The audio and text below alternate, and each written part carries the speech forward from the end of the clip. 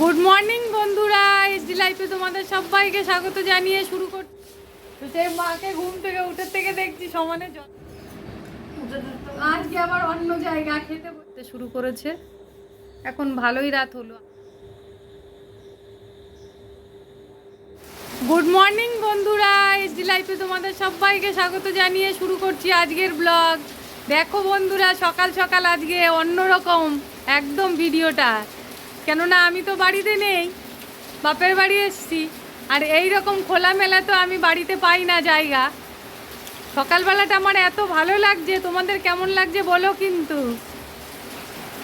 তো ঘুম থেকে উঠে থেকে দেখছি এরকম বৃষ্টি হচ্ছে, তো আমি ভাবলাম তোমাদের তাহলে গুড মর্নিংটা আমি জানিয়েই দিই।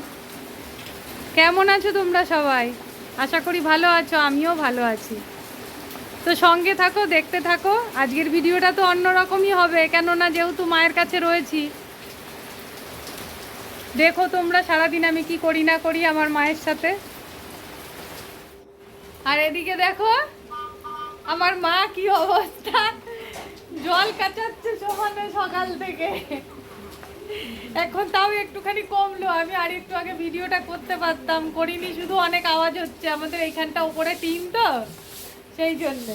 তাই একটু বৃষ্টিটা কমলো, তারপরে ভিডিও করছি, নাহলে কথাটা শোনা যেত না। তো সেই মাকে ঘুম থেকে উঠে থেকে দেখছি সমানে জল কাটিয়ে যাচ্ছে।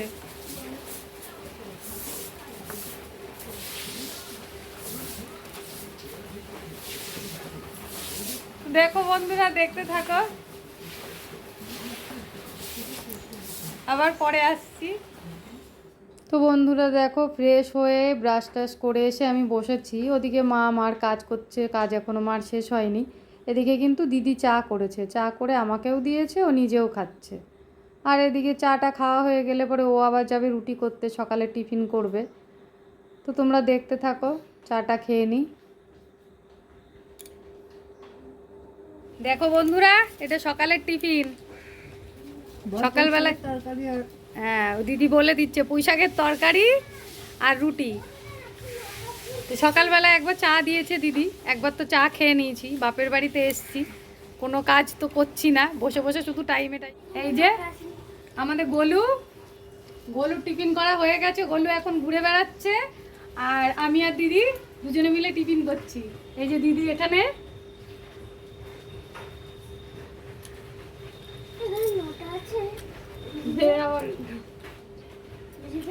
হ্যাঁ, তো দুজনে মিলে টিফিন করছি। টিফিনটা করে নি, আবার আসছি পরে। হ্যাঁ দেখো বন্ধুরা, আমি তো দুদিন ধরে মায়ের কাছে রয়েছি,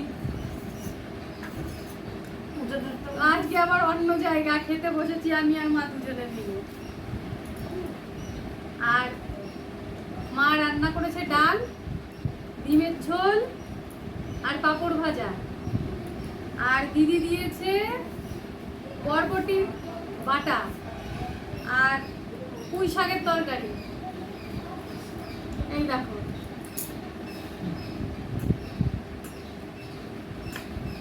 মায়ের ঘরে খাওয়ার না শান্তি একটা আলাদা। বাড়িতে নিজে নিজে রান্না করি, নিজে খাই, তো মনে হয় যেন স্বাদ লাগে না। আর এখন মায়ের ঘরে খাচ্ছি, এগুলো যেন একটা আলাদারই স্বাদ। যাই হোক বন্ধুরা, খাওয়া দাওয়া করে নি। এখন কটা বাজে মা? বেলা তো অনেক হলো। তোমাদের যাদের খাওয়া দাওয়া হয়ে গেছে তাদের জন্য বলছি, ভালোই করেছো, তাড়াতাড়ি খেয়ে নিয়েছো। আর যাদের হয়নি তারাও খেয়ে নাও, তারপরে পরে আবার আসছি। বন্ধুরা দেখো, ওদিকে দুপুরবেলা খাওয়া দাওয়ার পরে তো সবাই একটু রেস্ট টেস্ট নিয়ে নিয়েছি। এখন সন্ধেবেলা, তো দিদি ওদের সন্ধেবেলায় টিফিনটা করছে। আমাকেও খেতে বলেছিল মুড়ি, কিন্তু আমি মুড়ি একদম ভালো লাগে না আমার, আমি খাই না। আর ওদিকে কিন্তু মা চা করে খাওয়ার জন্য ডাকছে। তো যেহেতু এখানে রয়েছি, কোনো কাজকর্ম তো করছি না, শুধু খেয়েই যাচ্ছি আর তোমাদের তাই দেখাচ্ছি। তো চলো বন্ধুরা, মা ডাকছে চা করে, এখন গিয়ে মার সঙ্গে বসে চা খাবো। তোমরা দেখতে থাকো। এসছি, এখানে এসে তো আর রান্না বান্না করছি না, তাই আমি আজকে দুদিন ধরে তোমাদের রান্নার ভিডিও দিতে পারছি না।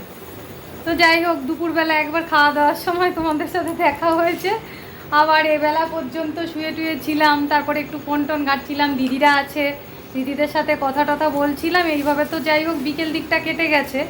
এখন দেখো মা চা করে দিয়েছে, ওদিকে মা টিভি দেখছে, মার টিভি চলছে, আর এদিকে আমি এখানে বসে আছি। আমি দিদিদের ঘরেই ছিলাম, এখনই আসলাম, মা চাটা করে ডাকলো, তো এসে এই যে চা খেতে বসেছি। এই দেখো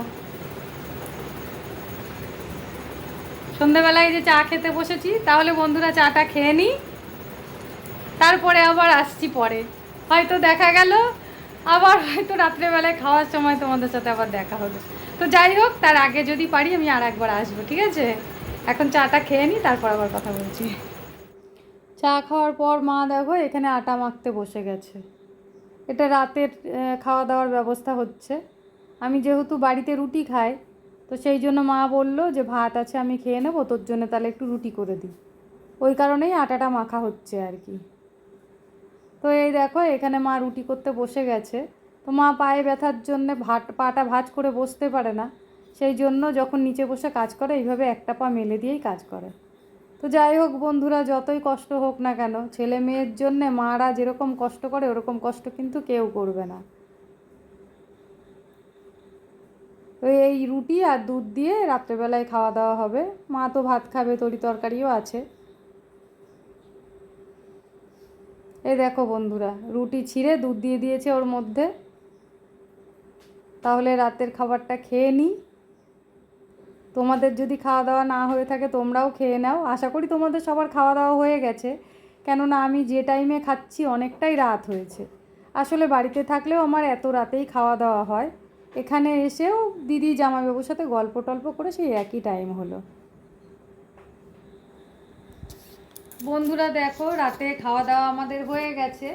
মা তো খেয়ে শুয়েও পড়েছে বিছানা টিছানা করে, মায়ের কাছে তো শোবো। আর তোমরা তো দেখছো দুদিন ধরে আমি মায়ের কাছে রয়েছি। আসলে সমস্যাটা হয়েছে কি, আমার স্কিনে একটু প্রবলেম হচ্ছে, অ্যালার্জি। মানে এটা আগে আমার কোনো দিন ছিল না, রিসেন্ট হয়েছিল কিছুদিন আগে। তো আমি ডাক্তার দেখিয়েছিলাম, তো ডাক্তার বলেছে যে মানে এই যে কাঁচা সবজি, তারপর শাক, তারপর তোমার ওই ঠাকুরের ফুল, এগুলো একটু কম ঘাটতে। আর যদিও বা ওগুলো ঘাটাঘাটি বেশি পড়ে, একটু হাতে কিছু পড়ে তারপরে কাজগুলো করতে। তো তোমরা তো জানোই আমাদের মেয়ে মানুষের সংসারে ওই সবই কাজ। তো বেশ ডাক্তার দেখিয়ে ওষুধ খেয়ে লাগিয়ে অনেক দিন ভালো ছিলাম, বেশ কয়েক মাস ভালো ছিলাম। তো আবার দেখছি রিসেন্টলি একটু হালকা হয়েছে। তো ভাবলাম যে মায়ের কাছে আসলে পরে একটুখানি হাতগুলোকে রেস্ট দিতে পারবো, কেননা নিজের সংসারে থেকে না কিছু না করলে মানে না করে থাকা যায় না, সেই কারণে। তো বেশি দিন থাকবো না, ওই 2-3 দিন। আজ তো 2 দিন হয়েই গেল, চলে যাব। তো যাই হোক, যে 2 দিন মায়ের কাছে এসে থাকি খুব ভালো লাগে, কেননা মায়ের মতো দেখবে কেউ কিন্তু বোঝে না ছেলে মেয়েদের। তো সেই জন্য মায়ের কাছে এসে 2 দিন থাকলে ভালোও লাগে। তারপরে নিজের আমাদের মেয়েদের কি একভাবে সংসারে থাকতে থাকতে একঘেয়ে হয়ে গেলে পরে মনে হয় যেন একটুখানি মায়ের কাছে গিয়ে থাকলে ভালো লাগে। তো এই কয়দিন আবার বেশ কদিন আগে থেকেই ভাবছিলাম যে মায়ের কাছে যাব। তো ছেলের পরীক্ষা ছিল, তোমরা তো দেখলে 2 দিন ভিডিওতে, ছেলে পরীক্ষা দিতে গেল, ওকে রেডি ফেডি করে পাঠানো, এইসব জিনিসগুলো। তো সেই কারণে আমি আসতে পারিনি। তো কালকে ছেলের পরীক্ষা লাস্ট ছিল, ওকে রেডি করে দিয়ে সকালবেলায় যেহেতু পুজোর জন্য আমি আসলাম, তো ভাবলাম 2 দিন থেকেই যাই। তো যাই হোক বন্ধুরা, অনেকগুলো কথা বলে ফেললাম। তো আজকের ভিডিওটা এই পর্যন্তই। তোমাদের যদি ভালো লেগে থাকে লাইক কমেন্ট করো, আর যদি চ্যানেলে নতুন হয়ে থাকো চ্যানেলটাকে সাবস্ক্রাইব করে দিও। তো আজকের মতন টাটা বন্ধুরা।